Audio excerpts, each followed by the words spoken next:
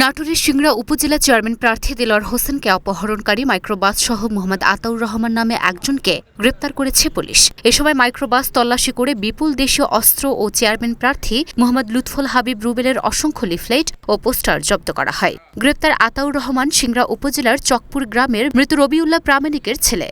শনিবার সন্ধ্যায় নাটোর পুলিশ সুপারের কার্যালয়ে আয়োজিত সংবাদ সম্মেলনে এ তথ্য জানানো হয়। এর আগে বিকেল 5:30টায় এই অভিযান পরিচালনা করা হয়েছে বলে জানান ডিবি পুলিশের ভারপ্রাপ্ত কর্মকর্তা এম আবু সাদাত। তবে বিষয়টি নিয়ে বিস্তারিত ক্যামেরার সামনে কথা বলতে রাজি হননি উপস্থিত কোনো পুলিশ কর্মকর্তা।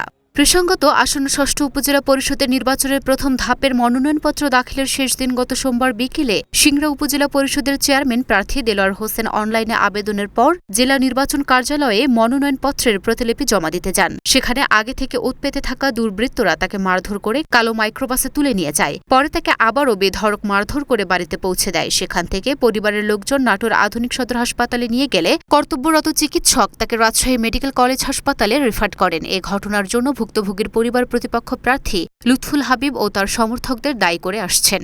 উল্লেখ্য, লুৎফুল হাবিব রুবেল উপজেলা আওয়ামী লীগের যুগ্ম সাধারণ সম্পাদক ও শেরকোল ইউনিয়ন পরিষদের সদ্য পদত্যাগ করা চেয়ারম্যান এবং ডাক, টেলিযোগাযোগ ও তথ্য প্রযুক্তি প্রতিমন্ত্রী জুনায়েদ আহমেদ পলকের শ্যালক।